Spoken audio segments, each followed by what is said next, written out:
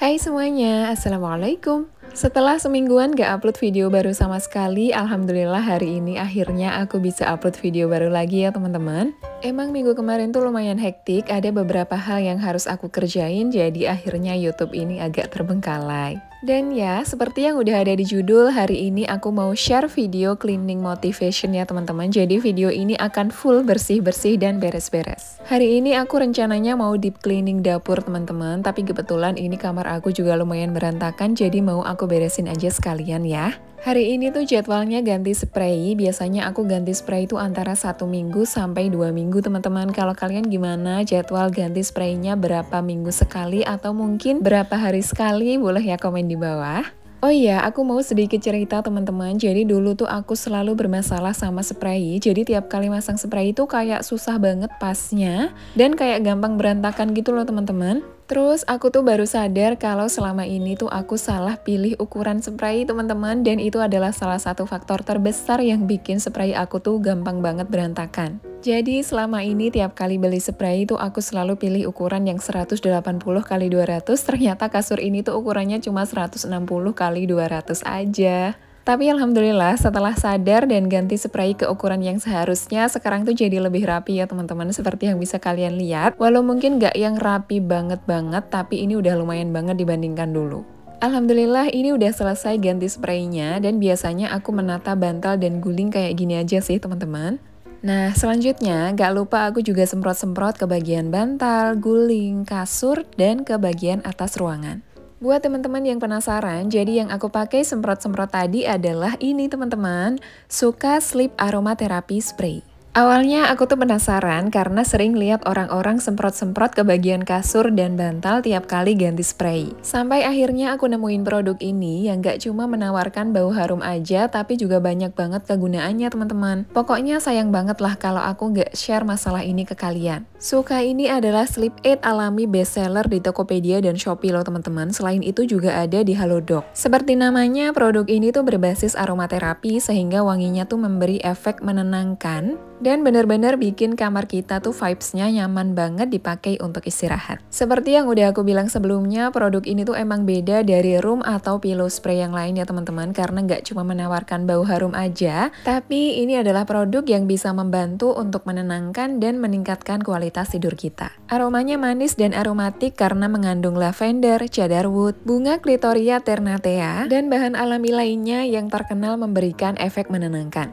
Aku mau menegaskan ya teman-teman bahwa produk ini tuh bukan obat bius karena efeknya tuh nggak instan dan bebas efek samping serta tidak menimbulkan ketergantungan. Selain itu, produk ini tuh juga udah terdaftar di BPOM, jadi emang aman banget ya teman-teman untuk dipakai, bisa digunakan oleh ibu hamil dan anak-anak juga. Terutama buat orang-orang kayak aku yang anaknya lagi aktif-aktifnya, produk ini membantu banget sih teman-teman untuk menjaga kualitas tidur aku dan anak aku juga. Cara pemakaiannya gampang banget ya teman-teman, bisa langsung aja kita semprot-semprot ke bagian bantal, guling, kasur, bisa ke ruangan atau ke pakaian juga. Aku udah pakai produk ini sekitar 2 mingguan dan biasanya aku semprotkan produk ini tiap kali ganti spray dan tiap malam sebelum tidur. Oh iya, ukuran kemasan untuk satu botol ini isinya ada 100 ml dan bisa dipakai untuk 4-6 bulan pemakaian loh teman-teman. Dan untuk harganya sendiri adalah 197.000. Jadi itu tadi teman-teman, sedikit informasi yang menurutku tuh penting banget untuk kalian tahu, apalagi sekarang tuh banyak orang yang mengalami insomnia, kalian bisa coba ini ya. Menurutku produk ini tuh emang berfaedah banget, apalagi sampai ada di Halodoc juga, Masya Allah keren banget sih. Alhamdulillah kasur aku udah beres, sekarang kita lanjut bersihin dapur. Masya Allah ini kemarin tuh aku deep cleaning sampai hampir 3 jam teman-teman, karena emang sekotor itu. Sejujurnya aku tuh emang udah lama banget gak deep cleaning dapur teman-teman, padahal aku tuh udah ada rencana sejak sekitar 1 bulan yang lalu, tapi belum terlaksana juga. Aku sendiri pun udah gak ingat kapan terakhir kali aku deep cleaning dapur, yang jelas udah lebih dari 1 bulan atau 2 bulan mungkin. Tapi bukan berarti aku nggak bersihin dapur sama sekali ya teman-teman. Biasanya tuh aku masih bersih-bersih, cuma di bagian yang kelihatan kotor aja. Jadi kalau ada kotoran gitu langsung aku lap-lap, tapi nggak sampai yang aku angkat-angkat semua barangnya. Jadi di video kali ini, di deep cleaning kali ini, semua barangnya mau aku pindahin dulu dan bener-bener aku bersihin semuanya. Itu tadi aku udah beresin beberapa barang yang ada di rak peniris piring. Ada sebagian yang aku taruh di bawah seperti biasa teman-teman ke tempatnya masing-masing. Tapi ada beberapa yang masih basah jadi aku taruh di meja makan dulu untuk sementara ya. Yang pertama aku mau lap ambalan ini dulu teman-teman. Kalian bisa lihat itu debunya setebel apa. Padahal sebenarnya ambalan ini lumayan sering aku bersihin, tapi emang kalau terbuka kayak gini kondisinya pasti akan gampang kotor ya teman-teman. Kalian pasti paham lah ya. Oh iya, seperti biasa untuk bersih-bersih kali ini aku pakai Mr. Muscle dan pakai lap basah.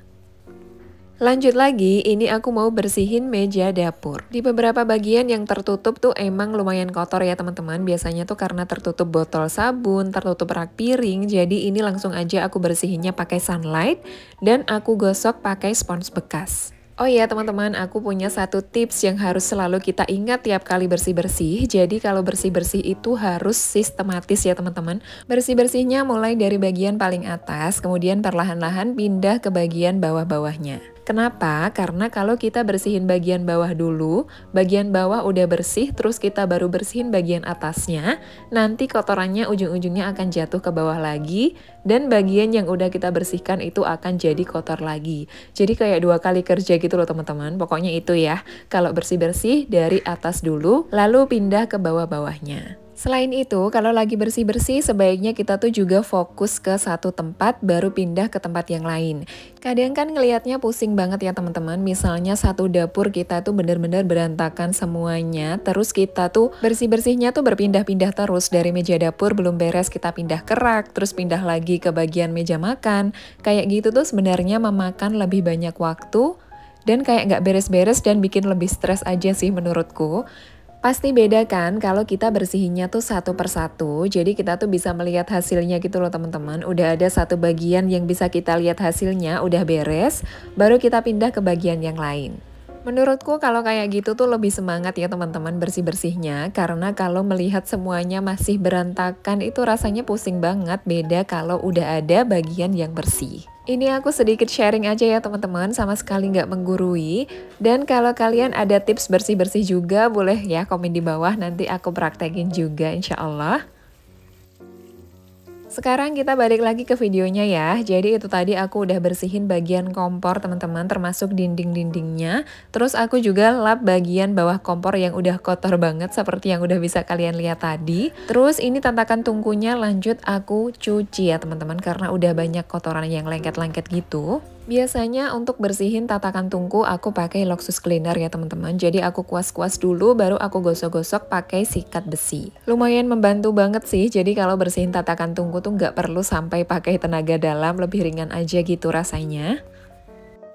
Lanjut lagi, sekarang aku mau nyuci rak piring yang udah lumayan kotor. Jadi ini resiko kalau kita punya rak piring warna putih ya teman-teman. Kalau ada kotoran sedikit aja itu pasti kelihatan banget. Dan pastinya lebih jijik ya untuk dilihat. Untuk bersihin rak piring ini aku cuma pakai sunlight dan aku gosok-gosok biasa aja. Cuma untuk bagian-bagian yang kecil aku gosok pakai sikat ya. Menurutku ini salah satu enaknya punya rak peniris piring dengan ukuran kecil ya teman-teman. Jadi lebih gampang kan dicucinya, bisa masuk ke dalam sink kayak gini. Kalau rak peniris piringnya ukuran besar pasti bersihinnya tuh jadi kotor kemana-mana ya teman-teman. Karena kan nggak bisa dimasukin ke dalam sink dan lebih memakan banyak waktu.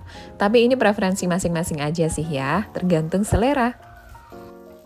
Oh iya, seperti biasa sambil nemenin aku bersih-bersih biar nggak bosen, aku mau sekalian cerita-cerita aja ya. Jadi alhamdulillah tahun ini tuh aku lumayan aktif ngonten ya teman-teman di YouTube dan di Instagram, dan lumayan menghasilkan sih. Di awal konten semua orang pasti mengalami ya teman-teman, terseok-seok memulai semuanya karena itu adalah awal kita membangun personal branding. Di pertengahan tahun aku tuh sempat merasakan kayak mendapatkan angin surga ya teman-teman. Jadi mendapatkan penghasilan dari konten tuh kayak gampang banget, sampai aku tuh sempat meremehkan pendapatan-pendapatan yang kecil. Dan akhirnya sekarang ternyata pendapatan aku tuh menurun teman-teman di akhir tahun, dan itu menjadi pengingat banget sih buat aku. Ternyata tuh kita nggak bisa ya meremehkan pendapatan kecil, dan apapun yang sedang kita alami sekarang itu tuh sifatnya cuma sementara, nggak ada yang selamanya. Jadi kalau sekarang pendapatan kita tuh lagi banyak, jangan sombong karena itu bisa turun, dan sebaliknya kalau pendapatan kita sekarang lagi di bawah atau lagi turun, jangan sedih karena itu akan bisa naik suatu saat nanti. Namanya manusia pasti kayak gitulah ya teman-teman, gak ada yang sempurna, pasti ada khilafnya. Semoga kesalahan yang udah aku lakukan kemarin itu bisa menjadi pembelajaran untuk kita semua ya teman-teman. Karena emang semuanya tuh cuma sementara loh, nggak ada yang abadi, nggak ada yang selamanya. Nah sekarang aku mau bahas resolusi tahun 2022 kemarin. Tahun ini aku tuh bikin 9 poin resolusi teman-teman, dan dari 9 itu yang menjadi kenyataan tuh ada 6, sedangkan yang 3 tuh belum. Rasanya campur aduk sih, ada senengnya karena 6 poin yang aku tulis itu udah menjadi kenyataan, dan sebenarnya di awal nulis resolusi itu, aku tuh juga nggak tahu mau lewat jalan yang mana untuk mencapai itu semua. Ternyata Allah memudahkan rizki aku dan suami, sehingga itu bisa menjadi kenyataan. Dan ada sedihnya juga karena 3 resolusi terbesar aku sampai sekarang belum menjadi kenyataan teman-teman, tapi nggak apa-apa. Nanti insya Allah 3 poin itu akan aku masukkan ke dalam resolusi tahun 2023 ya, sampai benar-benar bisa menjadi kenyataan, amin. Selain itu di tahun 2023 nanti aku insya Allah juga mau memasukkan beberapa resolusi untuk akhirat ya teman-teman, jadi nggak fokus ke dunia aja seperti resolusi aku tahun-tahun sebelumnya. Karena sejujurnya aku tuh bukan tipe orang yang terencana, bukan orang yang punya target jelas gitu loh teman-teman. Jadi aku tuh wajib banget menuliskan resolusi karena itu membantu aku banget untuk bisa melihat mimpi dan keinginan aku dengan lebih jelas. Kalau buat aku pribadi, menuliskan mimpi-mimpi dan keinginan kayak gitu tuh membantu aku banget untuk bisa kerja lebih keras, untuk bisa berdoa lebih keras untuk mewujudkan itu semua. Jadi semua mimpi-mimpi aku itu tuh nggak cuma berlalu di angan-angan aja gitu loh teman-teman. Tapi kayaknya ada juga orang yang nggak suka menuliskan resolusi karena menganggap itu terlalu terobsesi dan ingin menjalani hidup itu dengan santai aja. Nggak apa-apa sih karena setiap orang tuh beda-beda ya. Kalau pandangan pribadi kalian tentang resolusi gimana sih teman-teman? Boleh ya komen di bawah. Oh iya, aku sekalian mau menjawab pertanyaan teman-teman yang sering banget nanyain resolusi tahun 2023 aku nanti apa. Maaf banget ya teman-teman, aku tuh paling takut untuk share masalah resolusi ini ke sosial media. Karena aku tuh memegang prinsip jangan sampai niat baik kita atau rencana baik kita itu diketahui sama orang lain. Jadi meminimalkan cerita-cerita tentang rencana kita gitu loh teman-teman. Sepengalaman aku kalau menceritakan rencana-rencana baik itu ke orang lain, entah itu ke satu orang atau ke banyak orang, itu biasanya akan ada aja kendalanya teman-teman, dan bisa-bisa gagal juga sih. Awalnya aku tuh merasa apakah ini perasaan aku aja atau emang beneran sih, sampai suatu ketika aku tuh lihat di VT-nya Bang Zahid Samosir, kalian bisa lihat aja ke TikToknya ya. Bang Zahid tuh pernah juga menceritakan beberapa pengalaman hidupnya yang serupa kayak aku gitu loh teman-teman. Jadi ada rencana-rencana baik yang diceritakan ke orang lain dan ujung-ujungnya tuh nggak terlaksana. Di VT itu juga ada penjelasan lain, kalian lihat aja sendiri biar lebih jelas ya. Buat yang belum tahu, Bang Zahid Samosir ini tuh emang sering share masalah agama yang relate dengan kehidupan kita teman-teman, wajib di follow sih, kalian cek aja ke TikToknya. Insya Allah ada banyak manfaat dan pelajaran yang bisa kita ambil. Udahan dulu ceritanya, sekarang kita balik lagi ke videonya lagi. Itu tadi aku udah lap-lap buffet, lap-lap rak, dan semua barang-barangnya aku turunin, aku lap satu persatu teman-teman. Terus udah aku balikin ke tempatnya lagi. Terus aku juga ganti gorden dapur aku dengan gorden yang baru, karena gorden yang lama itu emang kotor, jadi waktunya dicuci. Dan gak lupa aku juga ganti gorden kolong dapur, karena gorden yang kotak-kotak itu tuh belum pernah aku ganti sejak pertama kali beli teman-teman, jadi lumayan kotor sih. Itu tadi aku sedikit nunjukin gimana pemasangan gorden kolong dapur aku yang bawah, yang kecil itu ya teman-teman. Jadi bagian kirinya tuh aku cantolin pakai plastik kayak gitu karena nggak ada ujungnya kan. Jadi harus dikaitkan pakai plastik gitulah. Alhamdulillah ini beres-beresnya udah selesai lap-lap semuanya dan udah aku kembalikan ke tempatnya masing-masing. Yang terakhir aku mau nyapu dan mau ngepel juga teman-teman karena bagian bawah ini tuh kotor banget kemarin. Banyak kotoran-kotoran dari aku ngelap-ngelap itu yang jatuh ke bawah, jadi emang ngumpul semua kotorannya. Dan alhamdulillah selesai, seperti inilah keadaan dapur aku, udah lebih kinclong dibandingkan sebelumnya, Masya Allah. Untuk video kali ini cukup sekian dulu ya teman-teman. Terima kasih yang udah nonton videonya sampai akhir.